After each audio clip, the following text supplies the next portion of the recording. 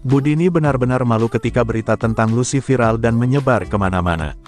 Awalnya ia masih berusaha bersikap biasa saja, tapi bisik-bisik tetangga yang terdengar setiap kali ia melangkah keluar rumah membuat dadanya panas. Kini semua orang tahu bahwa Lucy, ponakannya, pernah mendekam di penjara. Tatapan sinis dan gumaman penuh penilaian itu seperti menyiram bensin ke bara yang sudah menyala. Rasa malu berubah jadi amarah. Di rumah, Budini tak bisa lagi menahan emosi dan meluapkannya kepada Lucy. Baginya, nama baik keluarga sudah terlanjur tercoreng. Berpindah ke suasana yang jauh berbeda, Adila dan Trian justru sedang berada di satu restoran yang sama. Mereka duduk terpisah, sengaja menjaga jarak demi keamanan. Hubungan mereka yang seharusnya sah terasa seperti hubungan backstreet. Lucu sekaligus menyedihkan. Alih-alih berbincang langsung, keduanya malah saling berkirim pesan lewat ponsel. Senyum-senyum kecil tak bisa disembunyikan. Tatapan mereka sesekali bertemu dari kejauhan, lalu buru-buru dialihkan. Ada rasa gemas yang manis di antara keduanya. Namun momen itu mendadak berubah ketika Rama dan Naura datang ke restoran yang sama. Kepanikan langsung menyergap. Adila refleks menunduk, berusaha menutupi wajahnya.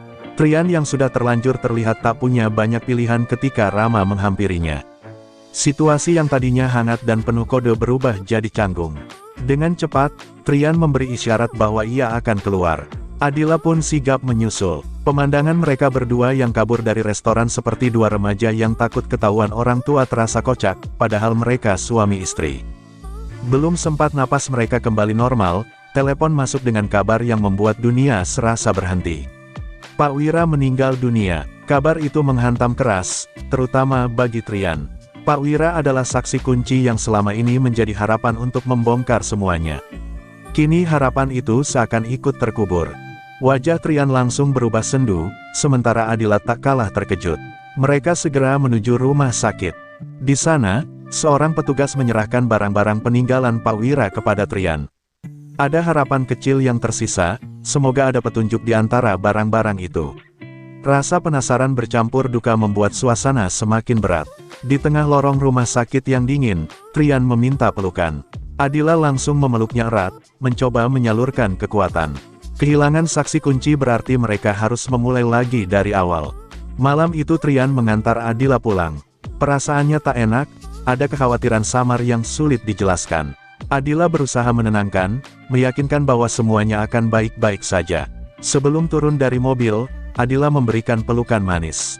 Trian membalas dengan isyarat kisbay yang membuat suasana kembali hangat sesaat.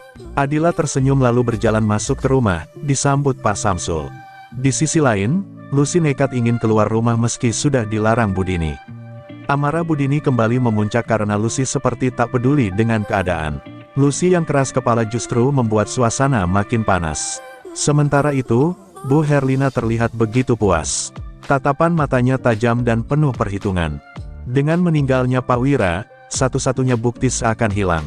Ia mulai menyusun langkah berikutnya. Adegan beralih pada Aditya yang bersama Nina dan Lucy. Lucy kesal karena Aditya menertawakannya. Situasi makin buruk ketika Lucy tahu kontraknya telah dibatalkan.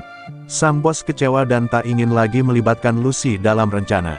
Lucy diusir, posisinya digantikan. Tak lama, sosok perempuan diperkenalkan sebagai otak di balik semua rencana.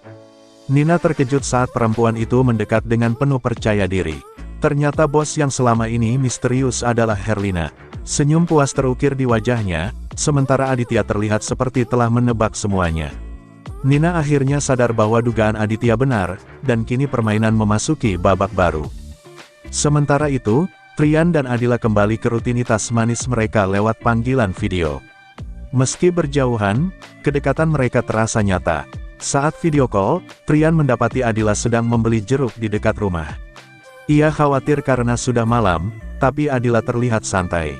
Obrolan ringan berubah jadi tebak-tebakan konyol yang membuat mereka tertawa. Hubungan mereka kini terasa semakin serasi, sama-sama usil dan spontan. Tiba-tiba Trian teringat pada peninggalan Wira. Ia membuka kembali barang-barang yang belum sempat diperiksa. Di antara tumpukan itu, ada sebuah amplop bertuliskan namanya. Jantungnya berdegup kencang. Ia segera membuka amplop tersebut. Ekspresinya berubah ketika membaca isinya, seolah menemukan sesuatu yang tak pernah ia duga. Di saat yang sama, Lucy kini benar-benar tersingkir dari lingkaran rencana orang misterius. Nathan mulai bergerak, mencari tahu siapa yang membantu Adila dan Trian selama ini. Muti dan Bimo pun ikut penasaran. Semua benang cerita mulai saling terhubung, sementara rahasia demi rahasia perlahan terkuak. Dan kini pertanyaan terbesar menggantung di udara, apa isi surat yang membuat Trian begitu terkejut?